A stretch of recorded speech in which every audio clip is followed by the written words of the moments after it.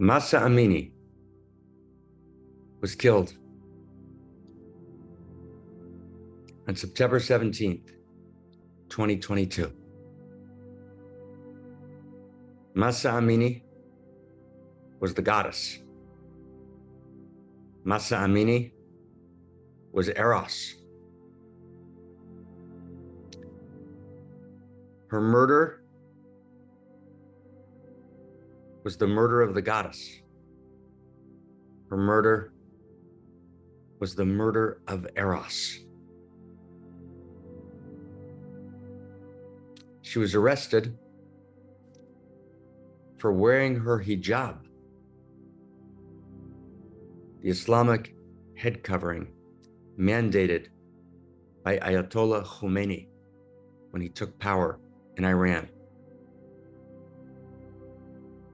Particularly, she was arrested for wearing it, quote, improperly, end of quote, and for her pants being slightly too tight.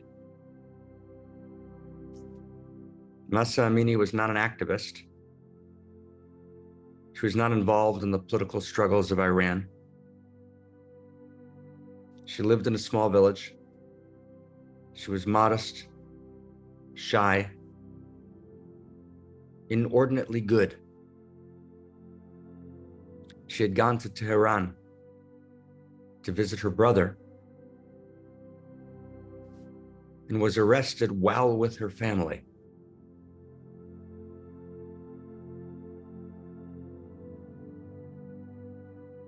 When placed in a van, she was beaten by the police because she refused to accommodate, to bend, to be degraded by their insults. Because somehow she knew in that moment that their offense offended she, offended Eros itself, that their insult insulted value itself, insulted the good, the true, and the beautiful. And in that moment, according to eyewitness reports, she could have submitted, she could have bowed and allowed degradation and lived. But she understood somehow, in a way that defies expression in words,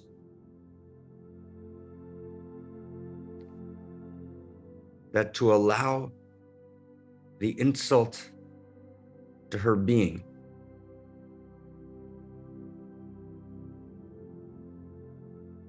was a violation of life itself. And so she paid the ultimate price. She sacrificed her life for she as she. She sacrificed her life for Eros. She sacrificed her life for us. Her death has rightly sparked explosions of sacred protest, explosions of human goodness, truth, and beauty. The protesters coming from all walks of Iranian society and around the world have been killed, beaten, tortured again and again and again. And at this moment, we are gathering this Sunday, and we're gathering to honor the goddess and to answer one question: did Mahsa Amini die in vain? And there's only one way to answer that question. And that is to enter into the depths of the depth, to the inside of the inside, to find our way into the Holy of Holies, the Sanctum Sanctorum of human meaning, of human devotion, of human Eros.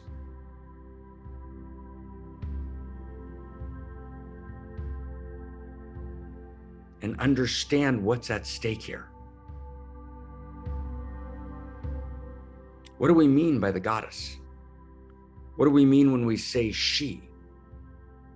What is this Eros we're talking about? What does it mean to murder Eros? But perhaps exponentially more importantly, what does it mean to live in Eros and as Eros? What does it mean that all ethics are rooted in Eros itself? What does it mean that the clash between the erotic and the ethical that is assumed by all of society is a false clash?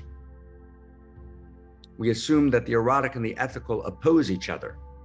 We need to curb Eros in order to be ethical. I was privileged in 2003 to write an article on the cover of one of the leading intellectual magazines in the United States called On the Erotic and the Ethical. And there was a great cry attacking the cover. The morality police in their own form came out, not to kill me physically, but to murder Eros nonetheless.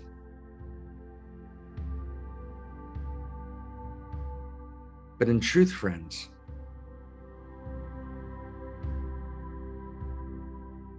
not only is there no split between Eros and ethics, but every failure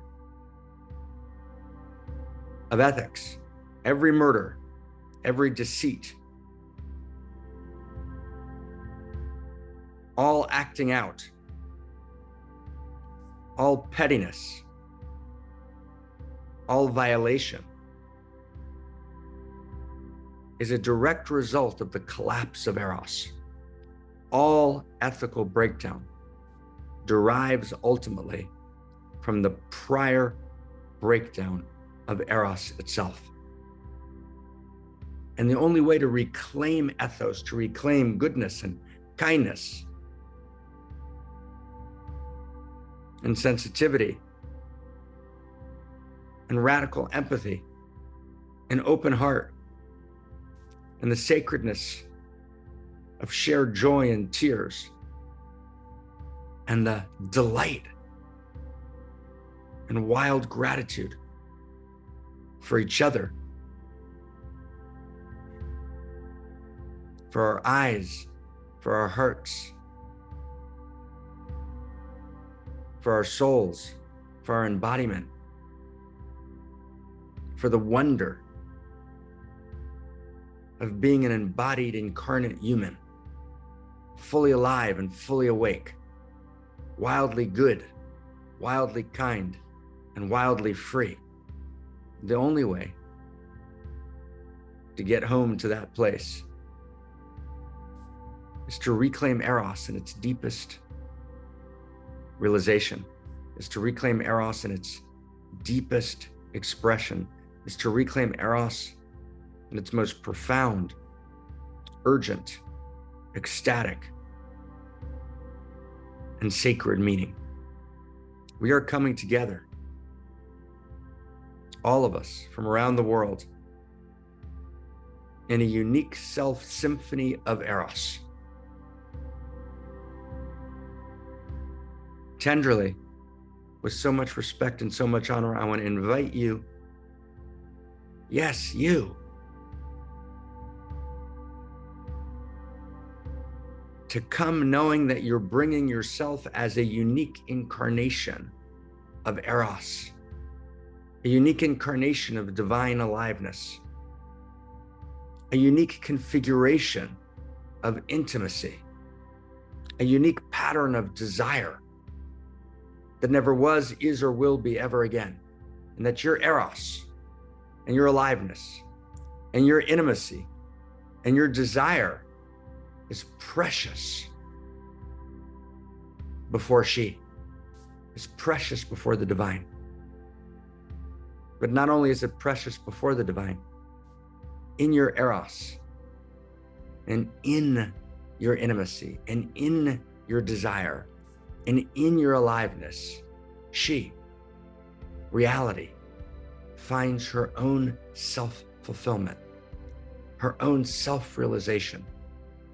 She shudders in self-recognition as she feels the shudder moving through your body, crying out her name, oh God. We come together this Sunday to know, to cry out, to scream in pain, and to cry out in great joy and gratitude on our knees in devotion to Mahsa Amini, and to each and every one of the other men and the other women who died for us, for we, for she. And to say to them, you did not die in vain. Your death sparked Eros herself. You aroused the goddess. And she is here. And she is awake and she is alive. And finally, one more word to the police in the van who beat Mahsa Amini, to the young men raised on a propaganda which was anti-life, raised on a propaganda which didn't understand the Eros of goodness and the Eros of beauty and the Eros of truth. Men who felt alienated from themselves, men brutalized by a teaching that was false and that took the name of God in vain. Men who were traumatized by their own experience of their own bodies. Men who were shamed at the very core of their being and were tormented by the system that created them.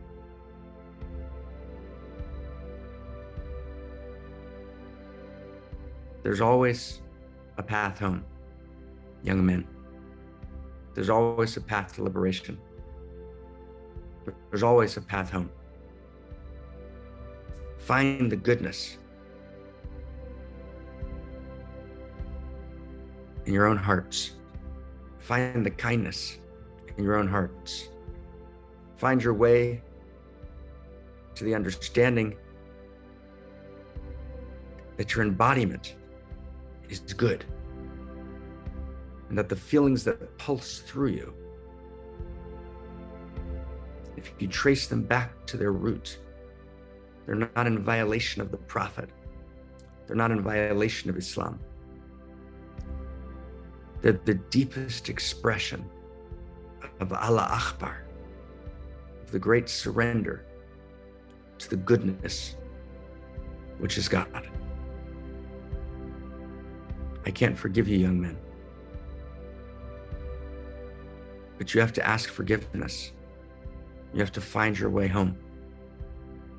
And you can, and you must, and you will. And that would mean,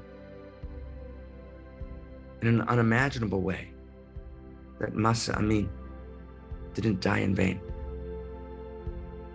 To Mahsa Amini's brother and to her father and mother, whose hearts are ripped apart, and to the father and mother and brothers and sisters of every protester who's been killed in Iran in these weeks and in previous years. We're in devotion to you. You are our heroes. You are our teachers.